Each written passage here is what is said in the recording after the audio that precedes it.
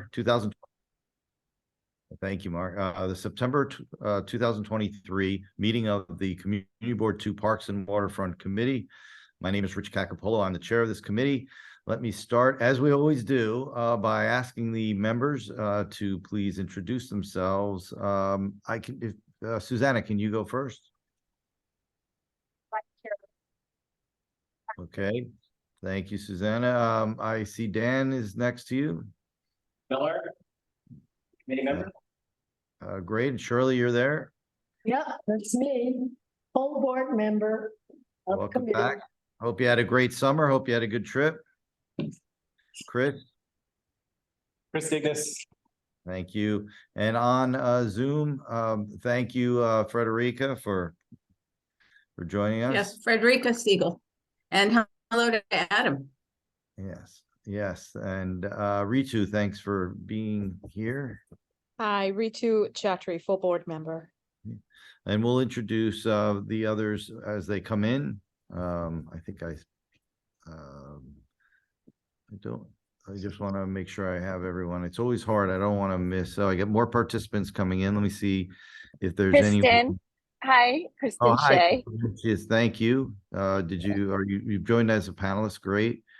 Adam's on there. Hey, Carter, I see you are on. Let me just introduce Carter. He is not a he's a community board member, albeit not a member of this committee, but he always attends and we appreciate it. And so Carter Booth is here.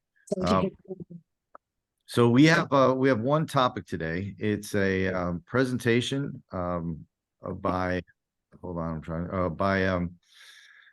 the New Yorkers for Parks, a group who's going to talk to us about their advocacy push to increase maintenance operations funding for parks to be 1% of the city budget. Now, the organization is represented by Adam Ganser. He's their executive director. He's here with us today, and thank you, Adam, for coming.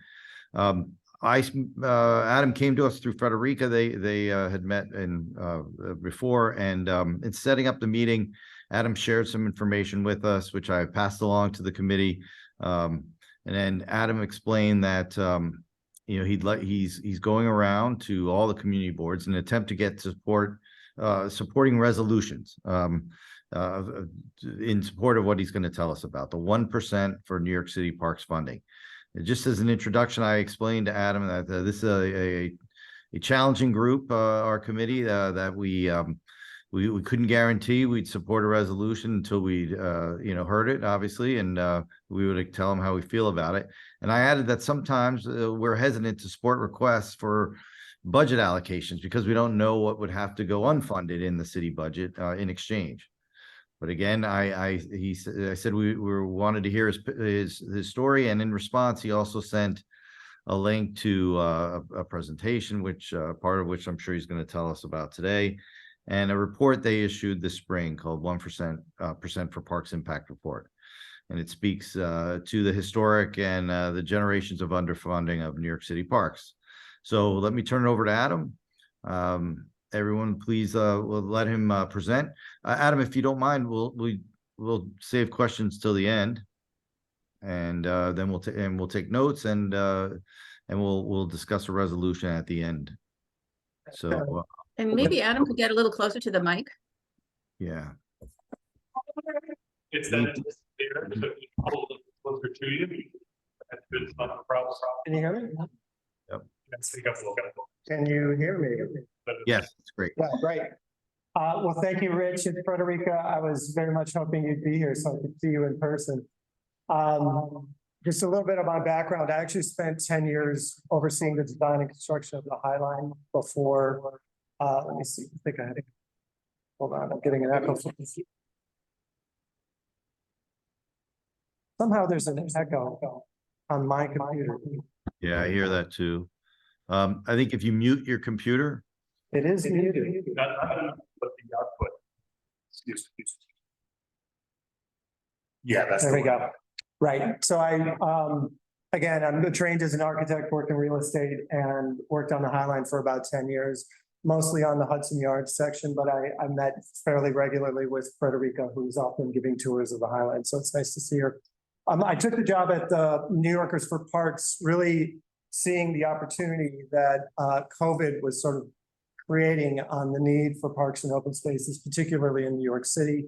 How we were first sort of segregated out of our parks. People didn't want people around each other. And then they were clearly the one safe space for people to be. And at the same time, the last administration saw fit to cut the parks budget by nearly $85 million, which was a real travesty at that time.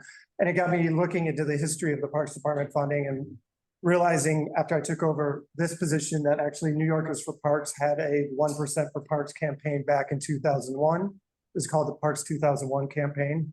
Needless to say that didn't happen, but it was the time to bring it back and start talking more about these issues. So if you'll bear with me, I'll put up this. Okay. PowerPoint. While you're doing that, let me just tell you that Coral has joined us and our chair, Susan Kent, has joined, which is not, for those of you who don't know, that's a great honor when the chair joins a committee meeting. They don't have to do it. They're taking time out of their day, out of their week. Slideshow, where's? Shreds of the Parks Department is on. I see her too. Thanks. It's always great when the representative of the Parks Department comes. So back to you, Adam. Thank you. So again, just very quickly about New Yorkers for Parks. We've been around for over 100 years, championing parks and open spaces and really championing the people who use them. About 20 years ago, we went from a boots on the ground organization to more of a advocacy and research organization, which is a lot of what we do today. We started about 4 years ago, something called the Playfair Coalition, which is over 400 organizations across the city who are park stewards, parks advocates, friends of groups, neighborhood associations. Since I've taken over, we've really branched out to work with public health organizations, infrastructure organizations, transportation organizations, so that we all can kind of acknowledge the overlap of parks and open space and these other infrastructure pieces.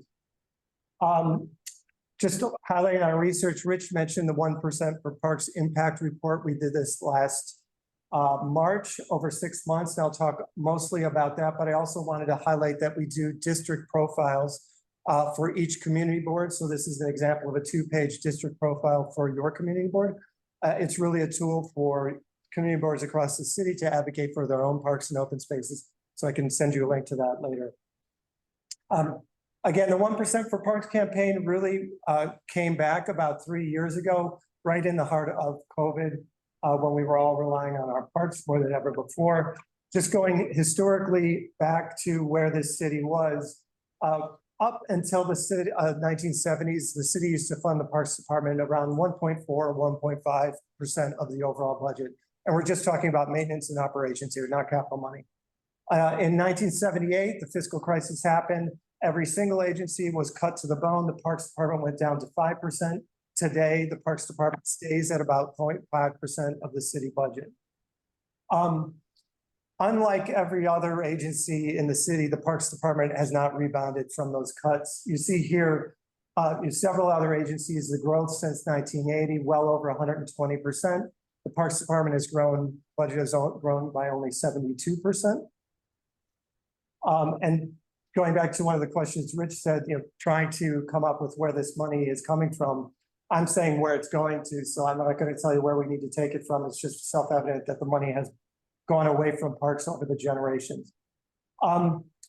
Other examples of cities that are really prioritizing their parks more than New York, Minneapolis, Chicago, on and on, all are funding their parks well over 1%, some up to 5%. And you can see the per capita numbers where New York City at 0.6% pales in comparison to most of those other cities. And this, I'll point out, in a city where we don't have backyards, we don't have terraces. You're lucky if you have a park nearby and you rely on it as if it were your backyard. Some other just sort of historical staffing numbers. In 1976, the population was 7.4 million. We had 9,000 plus parks workers. 2024, the population has grown by over 1 million, and we have 1,000 fewer parks workers. So this has changed the way the Parks Department programs. It changes the way that they take care of spaces. You no longer see parkies in parks that used to be responsible for spaces. Instead, you see teams of parks workers crammed into vans trying to drive to 5 or 6 parks through New York City traffic every single day and doing sort of the bare minimum to get their job done. And I say that with the utmost respect. We are a partner with DC 37. We work very closely with them. If you ask anybody from their group, they'll tell you that they're horribly overworked and there's just not enough of them. A couple of examples of that, and again, these are just picked out of the report, but New York City has 1 gardener for every 114 acres. San Francisco and Chicago have 1 gardener for every 18 acres. It's a completely different level of care and investment, and New Yorkers suffer because of it. Another example is rec centers. Many people don't know that rec centers are part of the Parks Department. Funding in 1978 was at 56 million. In 2022, adjusted for inflation, we're at just over half that at 34 million. This is when, neighborhoods and communities are desperate for these centers, and they're being run on threadbare budgets with very little staff. Looking at the staffing numbers, again, thinking about the population growth, we had 706 rec centers back in the 70s, and now we're down to 438, with many of them just not opening. I bring this up not because I'm an anti-police person. I just want to use this as a sense of scale. This year alone, we're spending $670 million on police overtime. The entire parks operations and maintenance budget is $618 million. Something there feels askew to us. Current state of parks, we've done a lot of surveying around, and there are obviously the city puts forth some reports in our surveys of folks who are taking care of parks. They're saying they're seeing increased usership, dramatic increased usership over the last 3 years. Furthermore, it's dramatic increased usership, not just in the summer, but throughout the year. The city is getting warmer, the demands on open space is higher throughout the year. There are a great deal of safety concerns, not just by park visitors, but by parks employees, because a lot of them are working alone or in small teams early in the morning or late at night. The 2 bottom statistics are directly out of the administration's report out of 2023, increase against crimes of persons, first 4 months of the year, and against property. Again, that's in parks. We talk about everything that's missing, but when we're talking about investing in parks, what would this mean for you, for people who visit parks?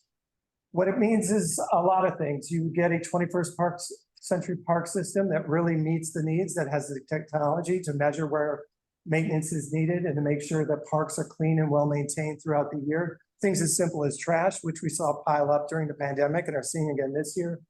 Safe parks, where you have parks workers who have a relationship with the space they're working and with the people who are there, which then implies more safety for the community, less need for law enforcement. Again, that's not an anti-police thing. It's simply a matter of the more people you have on the ground in these places, the safer people feel. Quicker repairs, which reduces the capital budgets. Comprehensive access to the 10,000 acres of natural areas and trails, which are woefully ignored right now. Wetlands are a huge part of the Parks Department that are basically ignored. We talk about climate, cleaner air, heat relief, talking about a day like today. There are neighborhoods in Queens that have so few trees that they can be 10 to 15 degrees hotter than other neighborhoods just adjacent to them. Faster 311 responses, that's one of the biggest complaints. You see limbs that are coming down, nobody responds. I talked about rec centers, the fact that there used to be parks employees dedicated to that, and free public programming. Most of the free public programming now is put on by the conservancies or not-for-profits. I'm not saying there's no programming by parks, but it pales in comparison to what they used to, and access to it now is much harder. And improved safety conditions for the workers. I think that is a real key concern for DC 37 for all of us. Just quickly, we throw statistics around a lot, but there are really measurable benefits to parks that go beyond. It's nice to be in a clean, safe space. Public health and reduced healthcare costs. You're talking over $1 billion. Talking about asthma, et cetera. Environmentally, stormwater diversion and carbon capture with trees, measured at $681 million. And then the economic benefits. I worked at the High Line. We all know what the High Line has done. We're not expecting every other park to be the High Line, thank God. But you see what an attraction parks are to people here and people who come from out of town, and they are great revenue sources for the city. So on to the 1% campaign. We had a campaign forum for the candidates that were running for mayor, Every single candidate said they were for 1% for parks, including Mayor Adams.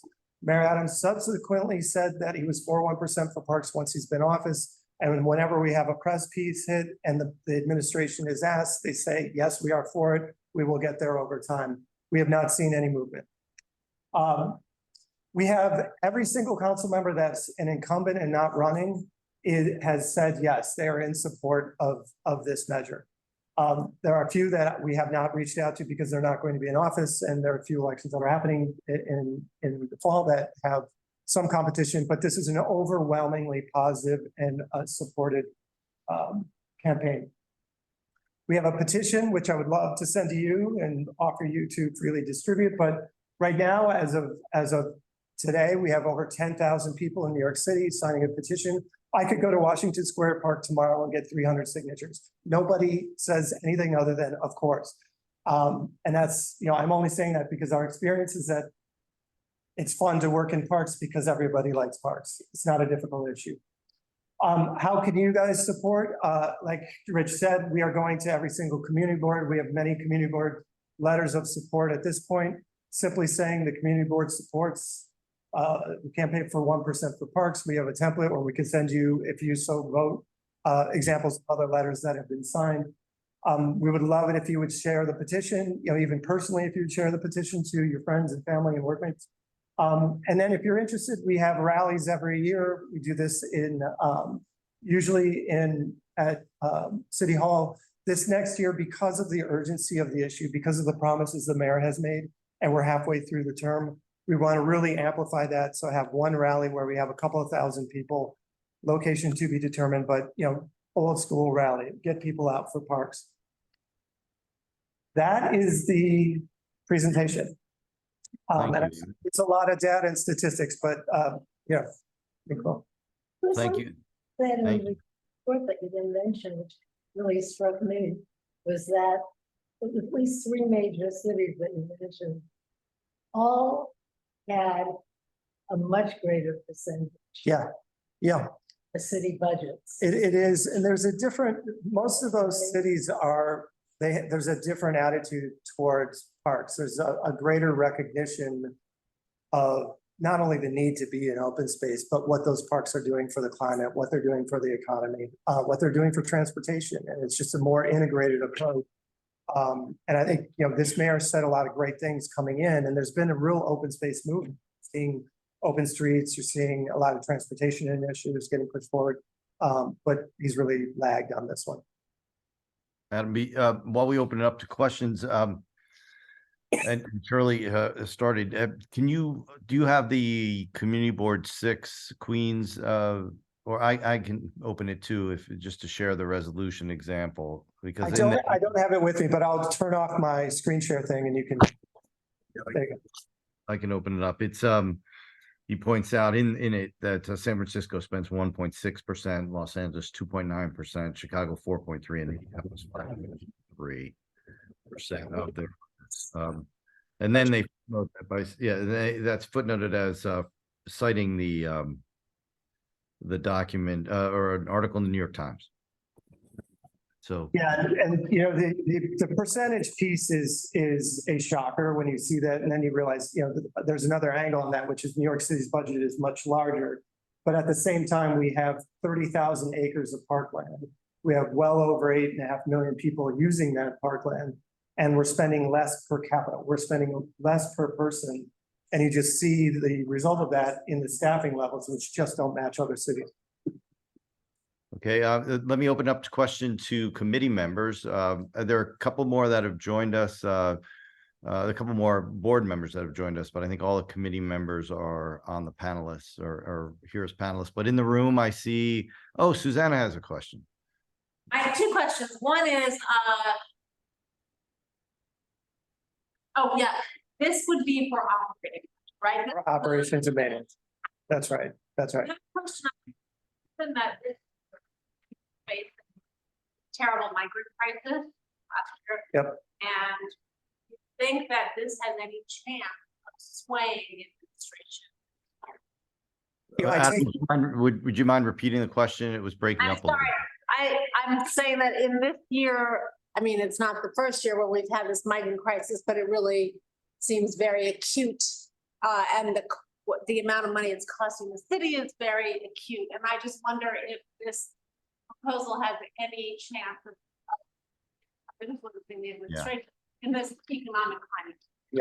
No, it's a very good question. And I think that there is, to be fair, this is a humanitarian crisis and one that deserves everybody's attention and effort. And so we are not blind to that fact. At the same time, you have a budget that's north of $105 billion. You have a Parks Department that is getting $600 million. I often say this, it's a rounding error in the city's budget.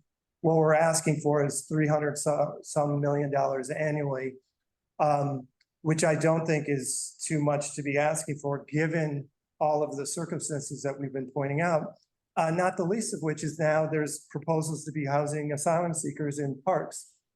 We saw the same thing when it was COVID. There were medical tents that were put in Central Park and Randall's Island. So I think I've lived here long enough, 25 plus years. There's really never not a crisis. And I don't want to ignore these crises, but I also want to say now's the time to keep our foot on the gas, make sure nobody's coming up with excuses, no matter how legitimate they are. I really don't want to diminish this in any way, but I think these two things go together. I think we're talking about quality of life. I think we're talking about humanity. I think we're talking about what people need to live a life that's worth living in the city. And all these people are coming here because of many of those things. So I don't think that they're mutually exclusive. I don't think we'll get it in 1 year, but I think if we don't yell every single year, we won't get closer. And that's what we need to do. Yep. Just to repeat that, I'm not sure everyone realizes that the budget of New York is over 100 billion. Whether it's 104 this year or 107, I don't recall, but it's slightly over 100. Well, a billion here, a billion there. Adding up to real money, but and you said it was 600 million for the Parks Department, and you're looking for. Really, I mean, to round it up, it's $1 billion. So you're looking at $300 million more annually to really build the Parks Department to be the agency and the workforce it should be. So that would be 50 to 60%, 50% to 65% more or so. It's closer to 40 something. It's 600 and change today, and you want to go up 300 and change, right? Yeah, right. Exactly. 50%. Yeah, exactly. Exactly. Okay. Dan, you had your hand up. Please get close to the mic. So, it's a no-brainer. Everybody wants more parkland. Everybody wants more open space. Who would rightly push back on this? And I'd imagine it's coming from a budgetary source. So who's the opposition? I think what we found over the years is that you need a executive branch. You need a mayor who is going to make something like this happen. You have OMB, which is a black box. There's you don't know who's in there or what their policies are, but they're making decisions that are strictly based on long-term financial health of the city. And that's great, right? Like we all need that. But you need strong voices and you need public opinion to be pushing in the opposite direction. So frankly, knowing that we've gotten to the city council and everybody's supportive, what we're meeting now is sort of delay tactics from the administration itself. And that's why we're focusing our energy on the administration. And through the petitions, through all of our media, everything is really focused on the mayor. You promised this, follow through. For us, this is the new barometer. Success in the world of parks and the park sector for this mayor will be defined on whether he gets to that goal. And there's an election coming up. And I don't want to overstate anything. Parks are not many of these other massive issues that we're facing, but many, many people voted for him on his position around parks and open spaces, particularly because of where we were in COVID. And I think how many people are feeling with parks not in great shape, not good access. You guys live near two fantastic parks. There's a lot of people out there. I come from a conservancy background who still really resent going to conservancy parks and seeing how great they are, and then going to their neighborhood parks and seeing that they're really, really second-class parks. And that's, again, I know there's parks in play here. I really want to point out that the DC 37 and the park staff are so dedicated They just don't have the resources they need. So I feel like we have a strong case. We're in the media constantly right now. The New York Times is all over this, and we've been in The Guardian, so many other publications, and the administration is having to answer the question every other week from press. So it's really just keeping our foot on the gas. Okay. Our district benefits from a lot of services, so we may not have understanding of what it's like to be in a neighborhood. Yeah. Yeah. Dependent. Yeah, and I'll point out, like, we've done, I'm sorry, I don't want to interrupt. Did I interrupt? No, that, just to repeat the question, you noted that because you're breaking up a little bit, that, we may, as a district, benefit from having some conservancies and other, districts don't. And so our parks, for all the issues that you described, I think you'll hear, and I can see people shaking their head. It may, we may have, even more acute issues in. Yeah. Yeah, and I think the other side of that is that, I live in Brooklyn near Prospect Park. It's a great park. I work for the Highlands, so I understand how those spaces work. But the reality is there's really only a handful of conservancies that exist in this city that can bring in any sort of money that are making that kind of massive shifts in conditions. And so there's, over 1,700 parks in the city. There's 50-some rec centers, how many pools that aren't getting any of that money. And so the conditions in all of those spaces are very, very different. And that's why we exist in a large part. We aren't solely focused on any one sector, but for those areas that do not have the resources, that's really where our bailiwick is. Okay, well, we had three hands up, Shirley, on the, we have three people on the committee. If you don't mind, let me go to them. I didn't see the order in which they were raised, so I'll call them out on the screen. Coral, I have you on the first up, so please ask your question. So I certainly support the 1%, especially since I think about 5 years ago, we were at 80 billion and now we're over 100 billion. So even the rate of the budget itself has also been enormous in terms of, I remember looking at it then and it was equal to the entire declared defense budget of Russia at the time. It's humongous. So 1% I definitely, but I do have a lot of concerns, quite honestly, and I think you would be more compelling in advocating for this if we sort of went through what the efficiencies are, and I forget who she is or if she's still in that role even. But a lot of what I've recognized with the budget within parks is that it's not efficiently spent. It's not delivering dollar per dollar where it should be, not only in construction, but also many times in the workforce. And so I wonder, your number of employees, does that include all of the 9-month workers who are transitory and are technically maintenance, but don't really have a lot of motivation or accountability? Does that include those, or does that include full-time employees? There's a desire with this commissioner, and I agree. I mean, I'm just backing up a second. That sort of seasonal temporary worker who is here for a short period of time, that is a product of the original budget cuts back in the 70s. Those numbers went sky high because the Parks Department had to save money. And so the model that they've been using since then is a heavy, heavy reliance on seasonal employees who then disappear and come back or don't come back, and other people come in and have to get retrained every year. So the goal is to really change the balance of the workforce at the Parks Department. So you're building a more professional, permanent workforce at the Parks Department, which talks a bit about building expertise among the employees and systems among employees with some consistency.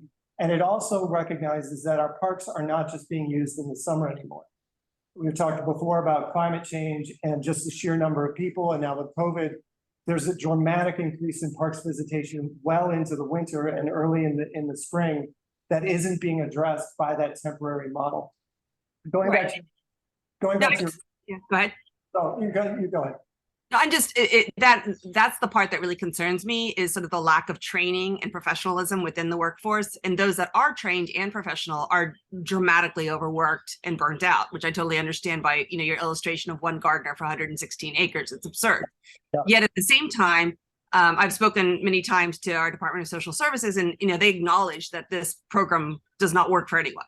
You have all these workers who are doing this 9-month rotation. They disappear. They don't even know who they are. They, and they don't do any work. So, in our local park nearby, we end up hiring people, like I pay the Hort, our local community donates, because although there is a New York City staff person there every day, technically doing maintenance, they don't do anything, and they never do. It's like every 9 months, somebody new comes in. So that entire program should not be paid for by the budget. Like, I would go really hard with a efficiency person and go through which programs are actually delivering and cut all the fat out and move it to a different agency that should be funding those things. If it's Department of Social Services and this is a work program, great. They need to fund that, not parks. So I would start getting a little more aggressive about that, because when you do the 1% blanket, even if the money goes up 300,000, it may not go at all to having additional, actually well-trained delivering, professionals, because it's really a structural problem. You have this model that you have a tiny amount of people just keeping the wheels together, and it's reliant on private interest in the areas extremely unevenly for green spaces and the pocket parks. I even noticed on your map, I think you showed earlier, I think our pocket parks are not even on your map. So that makes me worried that we're not even on your radar. But, the ones in our area are not appearing. So it's sort of like there's just sort of there's not a lot of accountability, and you feel like it is still a lot of money.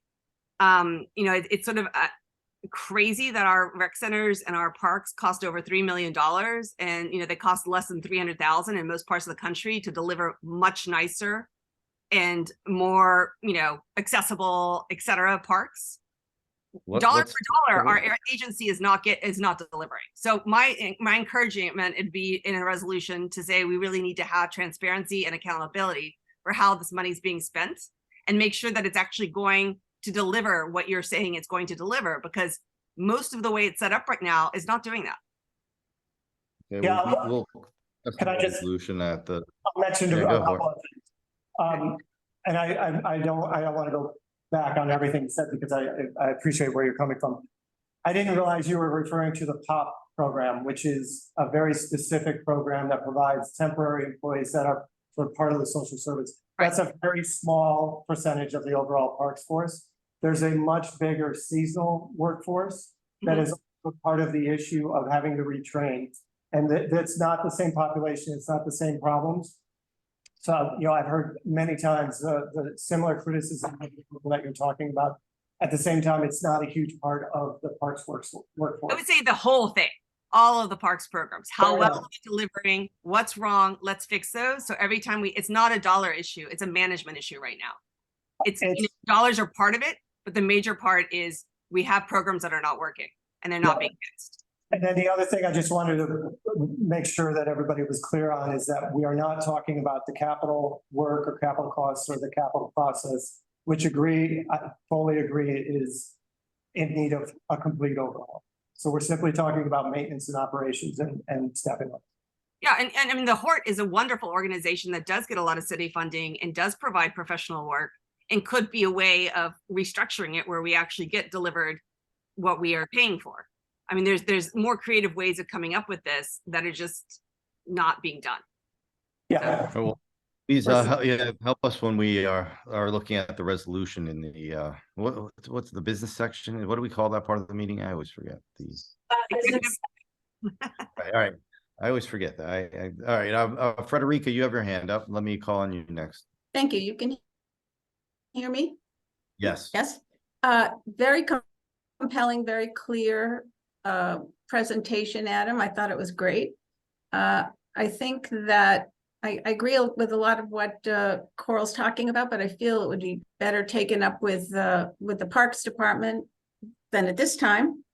I feel that it makes an even more compelling argument for supporting this when we're talking about money for maintenance, when for parks that don't have conservancies and don't have a private component.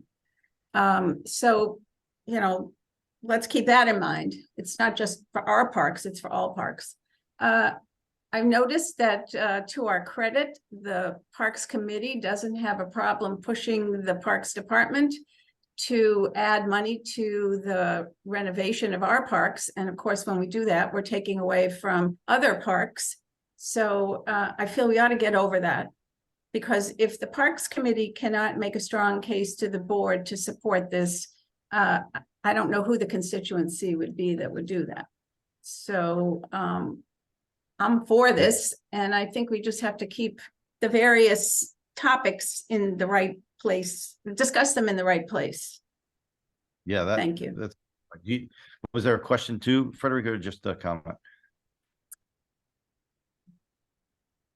Well, the fact is that anytime people all over the city are campaigning for advocating for their causes, and every time anyone does that, of course, it's X amount of money. It's something's gonna come out of somewhere. So I respect what you wrote, Rich, but I feel that we should. Nobody else is backing down because they don't want to take money away from other people. So I feel we should get on the bandwagon of that. I hear you. I know what you mean. But no, I don't have a question because I think it's pretty clear that we should do this. Okay, So thank you. It does raise interesting questions to discuss with Parks, though. Yeah, But not about with how Adam, it's maybe. used. And that's right. Thank you. So I just, you know my feeling on the budgeting, but I hear your point about if we don't advocate for this, who will? But let me call on Susan, and again, thank you for joining us, Susan. Great to be here. Thank you. To a certain extent, my question ties into what Frederica was talking, or this idea people are talking about, if we advocate for this, are we taking money away? But it seems to me that this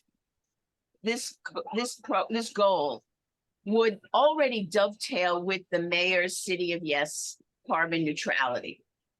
And that's already on, how can this be made part of that? Or is this, if you operate this, advocate for this separately, then it looks like you're just one more group seeking, from the same pool of resources. But if this is already, if this is viewed as part of that whole larger carbon neutrality, it's already on the table. It's already something that's being worked for. It seems like it's more a question of saying, this has got to be part of that carbon neutrality, or you don't really achieve that goal. And I'm wondering, to what extent has that been worked on?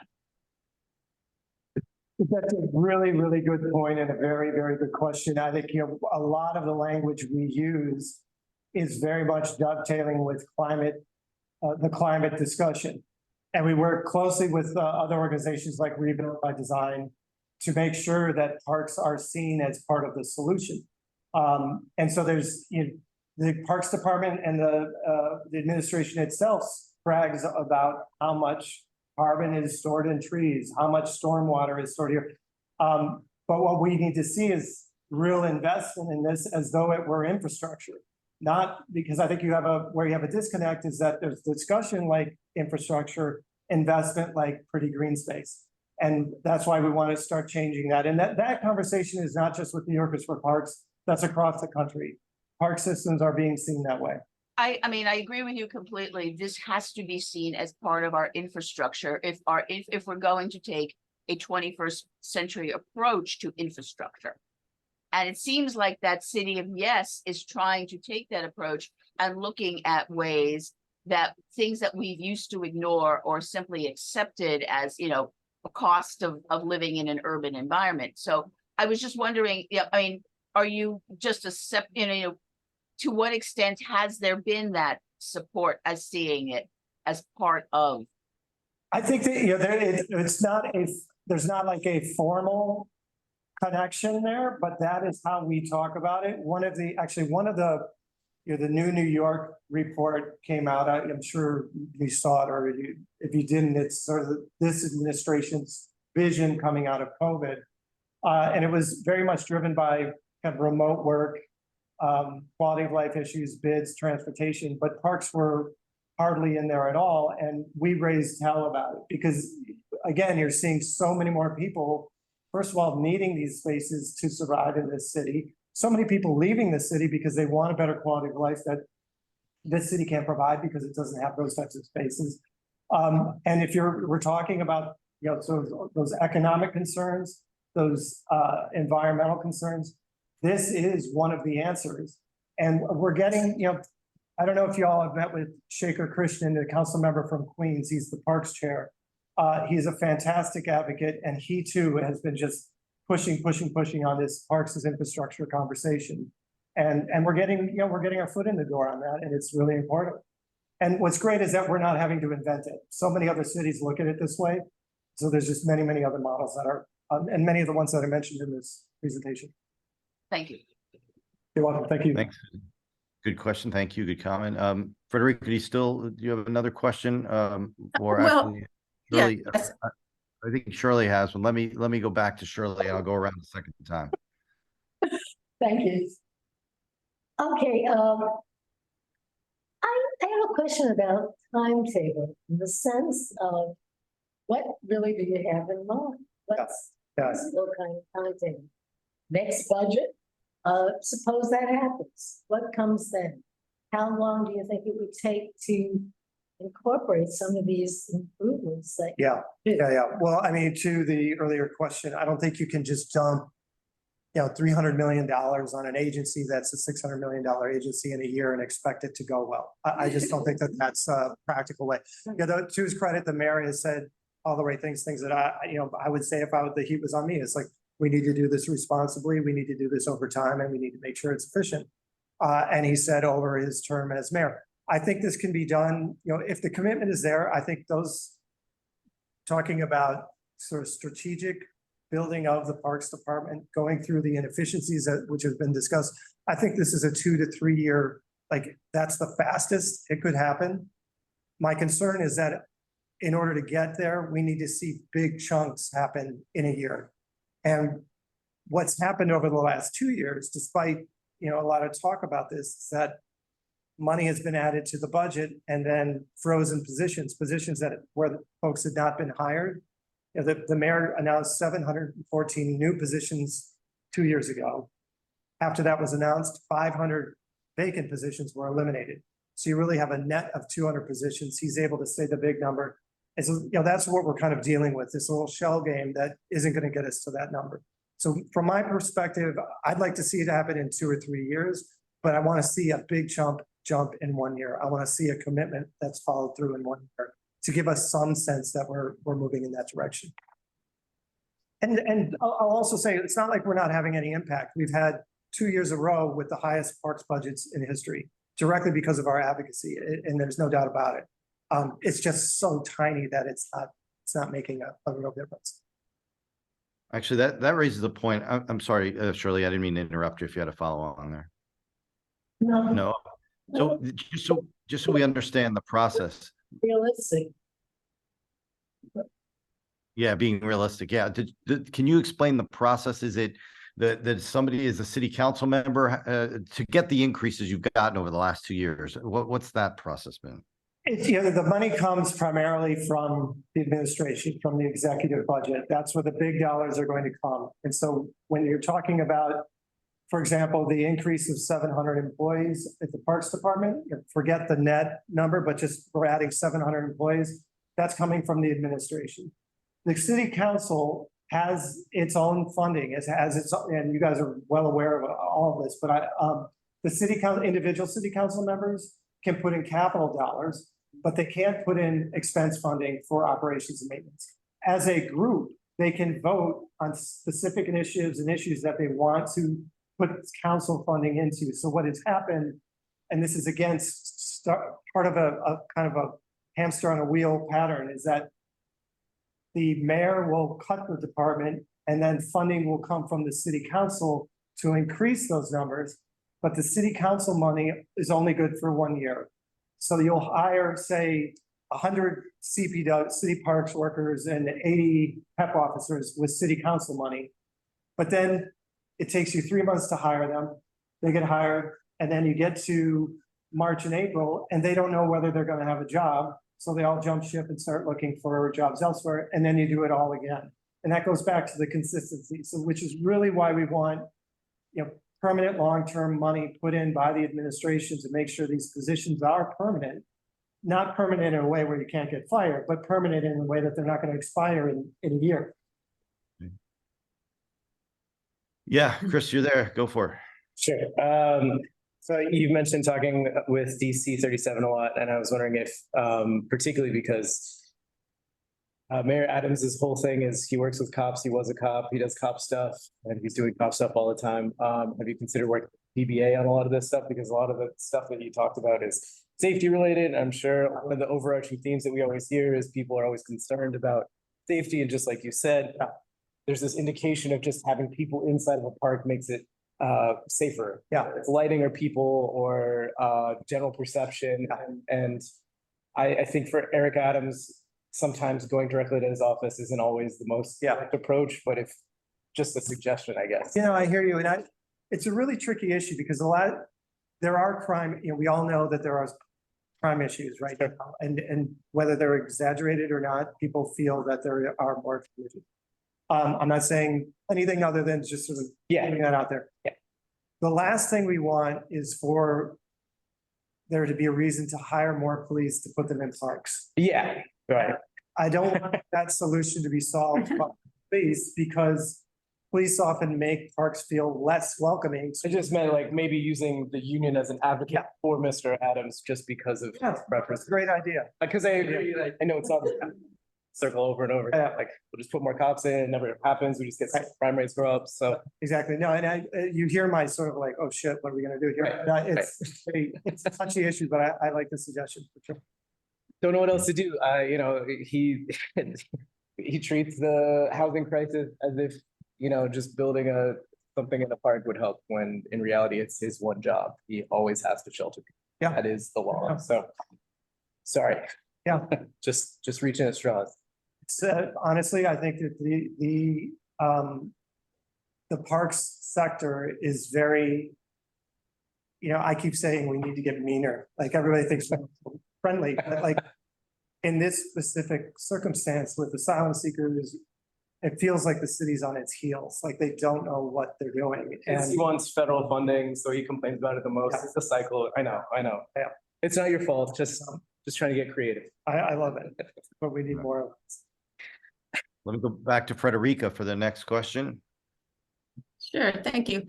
I like the way Susan was thinking about City of Yes, but City of Yes is about zoning, affordable housing, and carbon neutrality. And those are more capital expenditure kinds of items, not operations and maintenance. So I don't feel that mixing that might be another good way to go to get an increase in capital spending for parks. But this initiative of Adam seems to me to not fall under that category. Yeah, maintenance. It's operations and maintenance. Operation maintenance, different than capital, is something we always talk about. Yeah, Susan, I mean, that could be our next initiative. But I think she means the spirit of it, the idea, the goals of City of Yes. I think. Yeah, it's a good angle, but it's not, you know, it's an argument for more parks, not operate more for operations and maintenance. Yeah.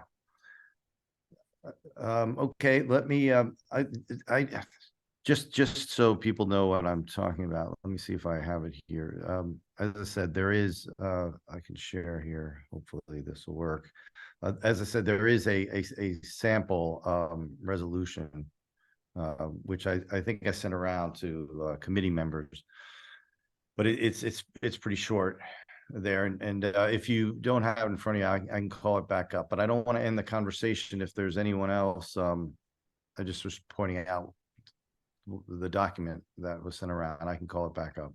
But let's see if there are any more questions from committee members, and if not, let me see if any attendees are interested. I can't for some reason. Oh, actually, Therese is here. I don't want to put you on the spot, but I wanted to give you a chance to weigh in if you wanted to give an opinion for the parks, or your personal opinion and separate from the parks. You don't have to, just. Oh, thank you. Thank you for the opportunity. I'm trying to get away from loud noises so I can speak to you. Everything I've heard is really good data. It's really makes me feel good to hear it because it's a reality I've kind of known for 17 years. And speaking personally, just watching us constantly adapt to cuts after cuts every year is something that's been a lot of very intelligent people trying to do their best. And, you know, especially in your neighborhood, we have so many resources to tap into to you know, for lack of a better word, whack 'em. And we have a lot to do with a lot more days of summer, with a lot more heat, with a lot more to keep the plants going, with a lot more usage because people want to be outside more, you know, with a lot more working out outside. So it's not just the amount of space and the amount of people, it's a direct need in every neighborhood in a different way. And, you know, where we have tourists, where we have a lot of schools, where we have a lot of neighbors that want to play pickleball. It's a lot of things that we stretch to in a very intelligent way. And I have a lot of great colleagues that do that. And so every community board has its needs that have to be met with one budget. And there's no capital maintenance budget. There's just a capital budget for building new parks. So even DOT has a capital maintenance budget for building roads, right? So I feel like a lot of what is being said here is really good to hear. If you're thinking about the climate change issues and all of those things that we do to create a cooler city, think about the trees too. You've got a lot in that budget that has to stretch to so many things. And I get called a jack of all trades, but Parks Department employees stretch to everything. And they're such a vital part of the city, especially in crisis. We find a way to pull together what resources we can find from our neighborhoods and what we have in our teams, and we meet the need. So it's really a bigger picture than just those numbers, but those numbers are a great place to start. And looking at our cities compared to other cities, how essential are our backyards when we don't have a living room or we don't have somewhere for our kids to go when there's 1,000 playgrounds. That's a lot to maintain. So we have a very specialized view in every community board. And I think that it's great to hear that, you know, you guys are advocating for more maintenance and operations because, you know, we need more bathrooms. People are coming to our parks. We need to find a way to meet all these needs and not just say, oh, we need more parkland. You know, that grass needs water, those trees need pruning. A lot of the things that we have a scope. And it's the beauty of the conservancies is they get to focus on those very special needs of each park. And, you know, you can't have one or the other. I think both are always going to be needed and always going to be a part of our schemes in every neighborhood. I wish we could have a conservancy in every neighborhood. And I think that's something that, you know, every neighborhood could advocate for so that they have a voice to be able to meet all the needs of their neighborhood. Well, thank you. Thanks for weighing in, and thanks for giving. I didn't realize you were on there for 17 years. Or you were an employee for 17 years. That's a long time. Yes, Susanna, I see your hand. And before I ask you to speak, I can't see if any attendees have their hands up. I've seen none. So please, if you're an attendee, perhaps try putting in the chat that if you have a question you'd like to ask, or Mark, if anybody else can see it, tell me. Susanna. I have a question actually for Therese. It's a really dumb question. So are you saying that there's no such thing as capital maintenance budget for the department? So that there's no actual budget line for example, renovating our rec center? So when you're maintaining something, you know, we do have like a way that we address things that need repair, but there's a big long list, right? So there's no baseline budget for keeping things at a certain level. It's just as we have funding, we're addressing what comes up and is there to do. And CPI does that in a beautiful way. And it's something that is a very, very well done and intelligently done for equity's sake. But yeah, there's no baseline as much as we would love one to, you know, do replacement when it needs to be done. in an optimal way. And that would be a lot of money. So there's a lot of different pots that the money needs to go into, and it needs to be evaluated at a by park basis. And that's how you know what we're dealing with in each park and how we're addressing it, whether it's with people or with supplies or with repair. So, is capital maintenance for parks something that you guys advocate for, or are you really just focused on the increase in operational budget? We focus on everything. The narrowness of this, I mean, I sort of laugh because I went from building and designing the High Line to doing the one thing that nobody wants to talk about, like advocating for maintenance. And I think, we've been able to build the High Line. We've been able to build parks on piers. We now have Little Island. The one thing we can't do is maintain our parks. And so I just feel like this issue is so easily ignored by politicians who want to cut a ribbon because that's what you do as a politician.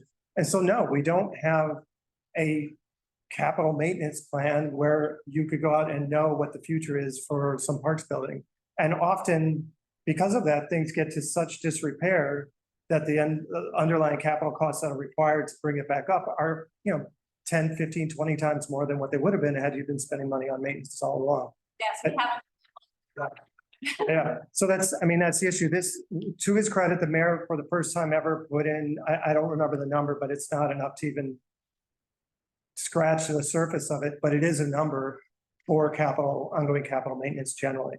But we've done reports and we've worked with other organizations. The deferred maintenance in the city's overlay in our park system is over $6 billion. It's such an incredibly crazy number when you think about piping and drainage and all these things you can't even see. It feels insurmountable, but if we're not taking steps now, it's just going to get worse and worse and worse. Well, I know what you mean about the ribbon cutting, but you gotta love those giant scissors. Yeah. Yeah, come on. I don't know where they store them but all right. I'm seeing some other questions in the chats here. Let me just make a statement here there before I move into business session. We're not there's that sent me about artist actions. You may have heard or read about a series of questions and challenges and requests for attention by the police department or the parks department, the community board, by elected officials in various order to a whole series of issues in Washington Square Park. But Community Board 2, the broader, not this committee, but Community Board 2 has decided that we should not address or discuss it at this committee. The reason and the rationale, our chairperson, Susan, who's on here, stated in an interview in The Villager that that CB2 wants to discuss Washington Square Park in a separate meeting. And please look that up, read our comments in there. But to summarize, Susan has said that Community Board 2 is working on organizing a meeting to get the message out that we're actively engaged in addressing Washington Square Park in what she says is the manner in which it deserves. That is a complex situation involving multiple issues and stakeholders and multiple committees. It's a situation that requires engagement with all relevant stakeholders. And so we decided not to discuss it next. But stay tuned. We'll have a Susan, do you want to say something? Yeah. Please. No, look, it's not for me to say that you can or cannot discuss something in this committee. It is a question that to deal with it properly, to recognize that there are multiple issues, multiple stakeholders. We need to bring all the parties together to discuss this. We need to coordinate it so that we can actually, address these problems. It's the fact that they are occurring with some of these issues are occurring within a park doesn't mean that it's just a park issue. So we're trying to deal with it in a holistic way, trying to work to get people to come to the table. Look, not my call to decide whether or not you want to discuss it here. But I'm saying is that you're going to be limited in what you can achieve, and that let's try doing it in that other approach. If you want to, certainly parks is going to be a central, this committee will be a central component of that discussion. I think we need to do it with the police in there, and they were not interested in this Yeah. debate in this forum. And by the way, last time I called the police to a meeting, it wasn't so, the last time we asked the police to come to a Parks Committee meeting, I don't think they found it to be beneficial, so. I have been in touch with them. I know and you we're have. working on that, yeah. I know you have. I'm sorry I wasn't able to attend, but let me just let me ask us to talk about the this resolution and taking into account what the questions that were asked and the comments that were made. Coral's comment about the efficiency of the spend, the transparency and accountability.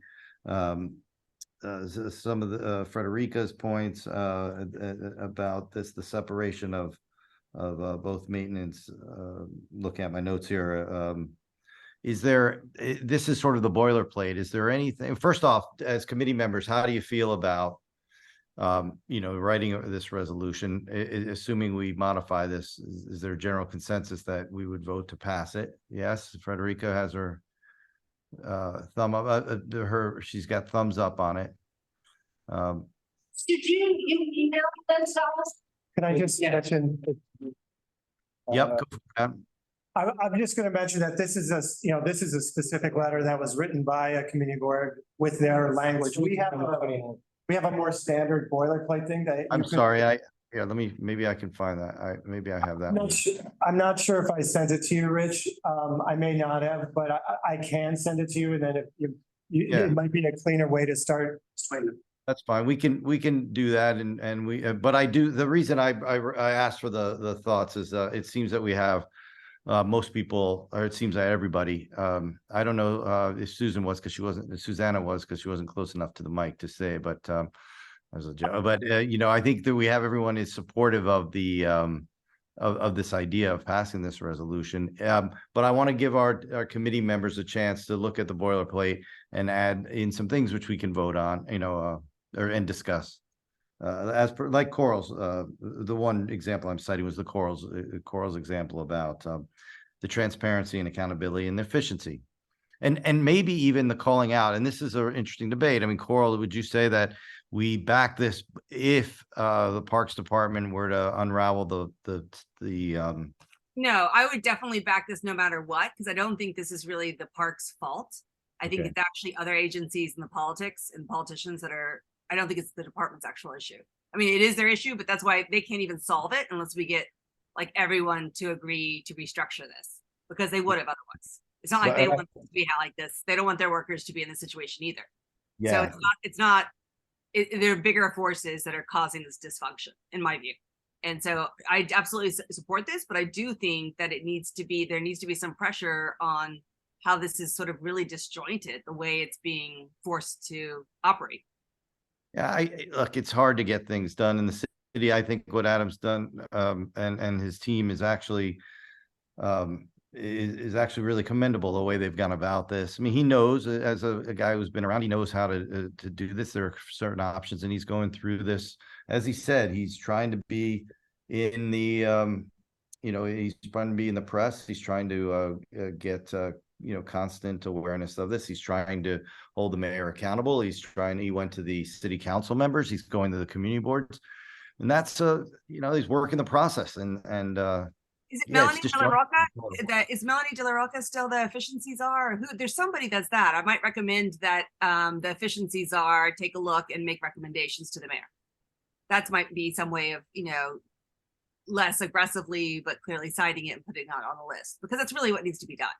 Is someone inside? It shouldn't really be a huge, big public process. It's too complex, but having an arm of the mayor just take a closer look would probably be helpful to how the agency is operating.